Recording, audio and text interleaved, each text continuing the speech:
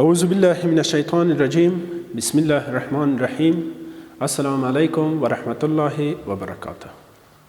ګرانو زده کوونکو، خدای دې وکړي چې ښه ورځ ښه وخت مو پیل کړی وي. ګرانو زده کوونکو، موږ او تاسې په تیرو درسونو کې مختلف مطلبونه بېلابېل مطلبونه ولوستل چې د هغه د جملې نه چې په تیر ساعت کې کوم درس لوستلی به هغه د الکتروني جوړښت ورتوالی و په یو ګروپ کې چې څنګه موږ الکتروني جوړښت ورتوالی لرو. نو خدای دې وکړي چې کومه کورنۍ دنده چې موږ تاسو ته سپارلې وه چې هغه د 9 ګروپ د فلورین، کلورین او برومین عنصرونو الکتروني جوړښت لیکل وو، هغه خدای دې وکړي چې تاسې د خپل په کتابچو کې لیکلی وي. او د ننني درس په خاطر باندې چې د موږ د دویم څپرکي یا د دویم فصل لنډیز دی، دې ته تاسې آماده اوسیږئ او تاسې هغه تیر مطلبونه ښه یاد کړي وي. نو په ننني درس کې موږ د تیرو مطلبونو هغه موضوعات چې موږ او تاسې مطالعه کړي وو د هغه نه یو لنډه کتنه لرو. نو هدف هم زموږ او ستاسې همدا دی چې د دویم څپرکي او د دویم فصل پوښتنې چې دي، کوم پوښتنې چې تمرین چې دلته راوستی دی، د دې حل او مطلبونو باندې یوه لنډه کتنه موږ او تاسې لرو. ګرانو زده کوونکو، موږ او تاسې په تیرو درسونو کې ډېر مطلبونه ولوستل چې د هغه د جملې نه یو د دوراني جدول ډېرې مهمه موضوعات و، مهم مطلبونه و چې د هغه مثلا که نننی دوراني جدول ته موږ ګورو، دا دمیتری مندلیف چې یو روسي ساینسپوه و، هغه بنسټ ایښودونکی دی، یعنی بنسټ د دې جدول چې دی هغه کېښوده چې حتی نن بعضې خلک یې د مندلیف جدول په نامه باندې یادوي. او بل مطلب چې موږ او تاسې په تیرو درسونو کې لوستی و په دویم څپرکي کې، هغه د دوراني جدول ترتیب و چې د دوراني جدول چې موږ لرو دا په کوم اساس باندې ترتیب شوی دی، بنسټ د ترتیب څه دی. موږ او تاسې په تیرو درسونو کې ولوستل چې د فعلي جدول چې موږ او تاسې د ده نه استفاده کوو او دا روزمره موږ او تاسې په ټولې دنیا کې د ده نه استفاده کیږي، دا د اتومي نمبر په بنسټ باندې یا د پروتونونو د تعداد په اساس باندې چې په یو اتم کې څو پروتونونه شتون لري، د دې په اساس باندې ترتیب شوی دی. بل مطلب چې زموږ او ستاسې و د افقي او عمودي قطارونه و چې وپېژندل، چې افقي قطارونو ته څه ویلی شو موږ په دوراني جدول کې، او عمودي قطارونو ته موږ څه ویلی شو چې موږ او تاسې په دې جدول کې یو عمودي قطارونه دي چې داسې ښکته او پورته موږ ورته وایو، او یو افقي قطارونه دي، یو افقي قطارونه دي چې ښي لاس نه چپ لاس خواته چې ځئ یا د کیڼ لاس خوا نه چې ښي لاس خواته ځئ. نو ګرانو زده کوونکو، دا کوم چې افقي قطارونه وو چې فکر وکړئ چې د کیڼ لاس نه ښي لاس ته ځئ، دا موږ د دورې په نامه باندې یا دا موږ د په حقیقت کې د تناوب یا دورې په نامه باندې یاد کړل چې دا یو دوران دی یا یو تناوب دی. او کوم چې عمودي قطارونه دي چې د پورته نه ښکته موږ راځو، دا موږ د ګروپ په نامه باندې یاد کړ چې دا ګروپ حتی دا موږ او تاسې د یو کورنۍ په نامه باندې هم یاد کړ چې کوم عنصرونه چې دلته شتون پکې لري، نو دا موږ تشبیه کړ یو کورنۍ ته چې ټول یو شانته خواصونه لري. او بل مطلب زموږ او تاسې چې په دې فصل کې په دې څپرکي کې چې و هغه د عنصرونو په یو ګروپ کې ورته والی و چې دا موږ او تاسې ولوستل چې په یو ګروپ کې چې که چېرته موږ فلورین کلورین برومین آیودین اووم ګروپ موږ په نظر کې نیسو یا اتم ګروپ موږ په نظر کې نیسو یا اول ګروپ نیسو یا دویم ګروپ دا ټول یو د بل سره ورته والی لري. که چېرته موږ مثلا هلیوم مطالعه کوو نو د هلیوم نه کته عنصرونه چې شتون لري موقعیت چې لري دا ټول یو شانته دغه لري دا ورته والی کیمیاوي خواصونه یو شانته دي. مثلا اول هلیوم دی. هلیوم یو نجیبه غاز دی چې دا هیڅ کلم په دغه د نجیبه غاز په نامه باندې یادېږي چې په کیمیاوي تعاملونو کې هیڅ کله دا ونډه نه اخلي ځکه چې د دوی هغه آخرینی مدار یا آخرینی قشر د ولانسي چې ورته وایي هغه اوکتیت دی یا 8 الکترونونه پوره کړي دي نو هیڅ کله هم دا په عادي تعاملاتو کې چې دی سهم نه دي سهم نه اخلي نو دا دته مشبوع عنصرونه وایي چې دا مشبوع دي هغه آخرینی الکترونونه آخرینی مدارونه یا هغه الکتروني قشرونه څه شوي دي مشبوع شوي دي. که چېرته موږ د اووم په نظر کې نیسو اووم ګروپ چې د یو الکترون ته ضرورت لري نو کله چې دا د فلزونو سره مثلا د سودیم سره د مګنیزیم سره یا د نورو عنصرونو سره چې تعامل کوي کیمیاوي تعاملات منځته راولي نو دوی یو الکترون ترې څه کوي اخلي هیڅ کله هم د اووه الکترونونه نه ورکوي نو یو الکترون د هغو نه اخلي په دې خاطر باندې چې هغه قوه د کشش د الکترون چې د دوی څه ده ډیره ده. نو که چېرته اوس کلورین په نظر کې ونیسو کلورین برومین آیودین دا عین خواصونه لري ورته خواصونه لري نو دا موږ یاد کړ چې په هغه عنصرونه چې په یو ګروپ کې موقعیت لري هغه کیمیاوي خواص او نور خواصونه چې دي سره مشابه دي. او بل موضوع یا بل مطلب چې موږ تاسو په تیرې درس کې یا په تیرو درسونو کې چې په دې فصل کې چې ولوسته هغه د عنصرونو په یو ګروپ کې ورته والی دی د الکتروني جوړښت په اساس باندې چې الکتروني جوړښت یې یو رقم ته دی یو شان ته دی. مثلا موږ اول ګروپ په نظر کې ونیوه اول ګروپ کې یو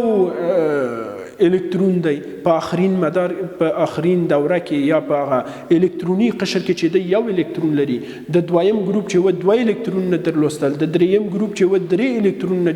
درلوستل څلورم تر اتم ګروپ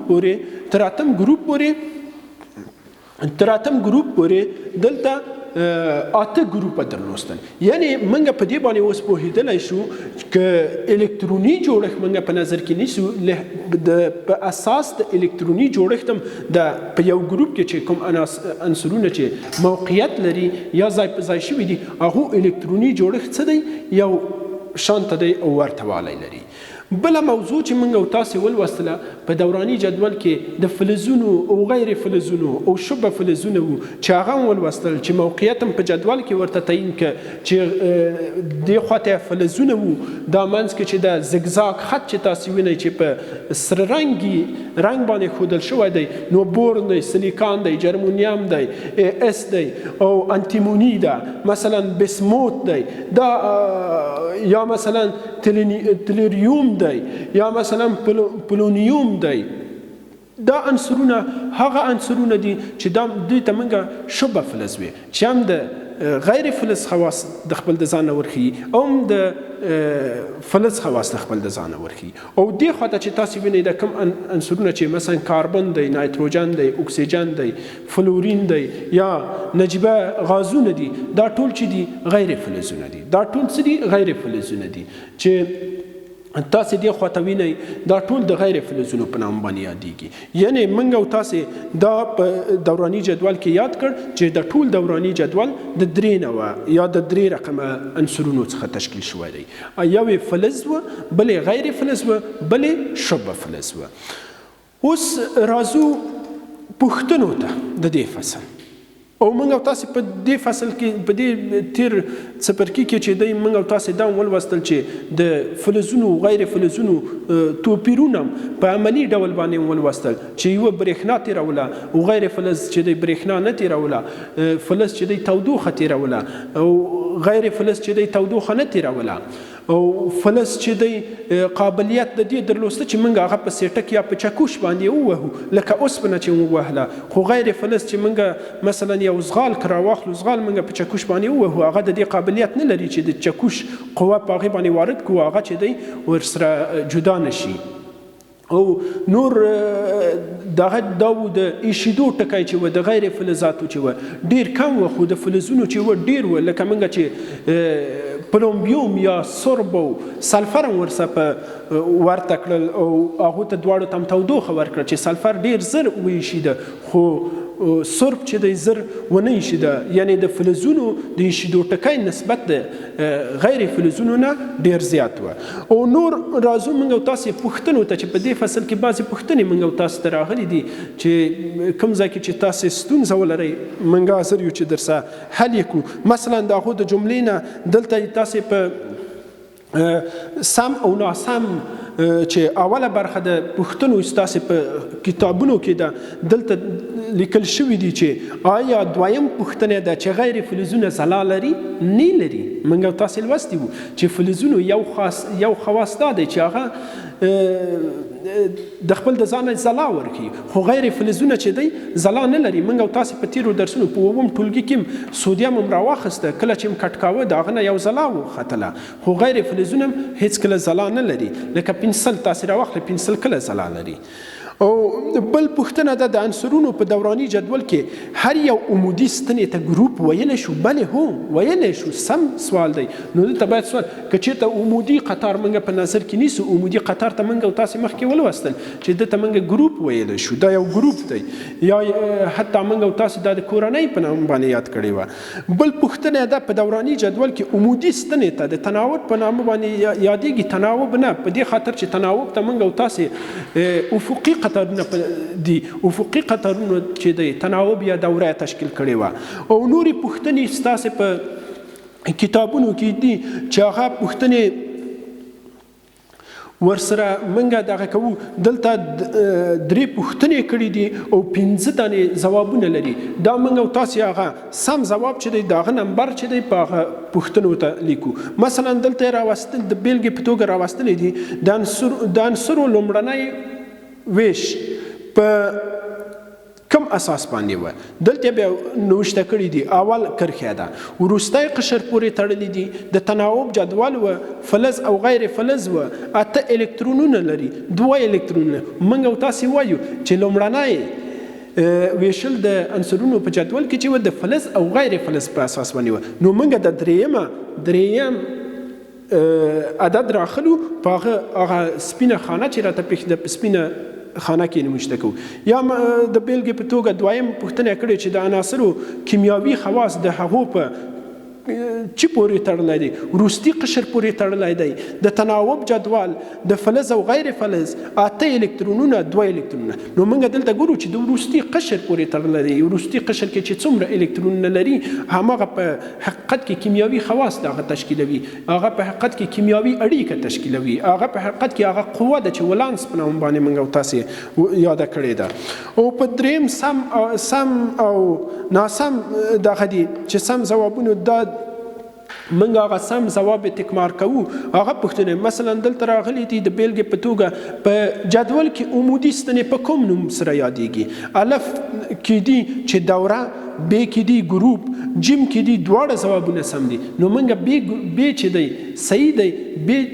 موږ تکرار کوو او یا موږ ته د بیلګې په ډول یو بل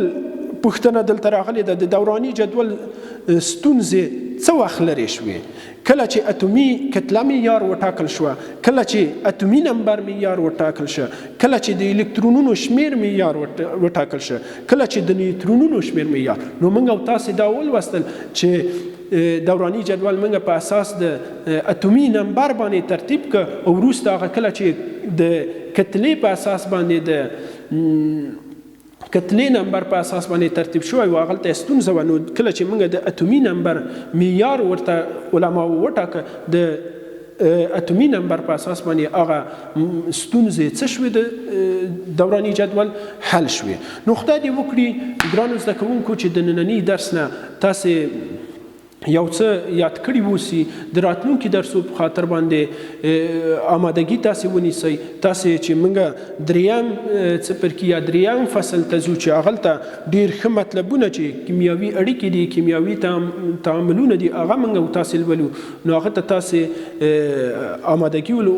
ونیسئ او یو پرې د ځانو سره په کورونو کې ولولئ. د کورنۍ دنده دې ستاسې د راتلونکي درس په خاطر باندې دا وي چې کوم تشریحي سوالونه چې دلته راغلي، تشریحي سوالونه هم د خپل په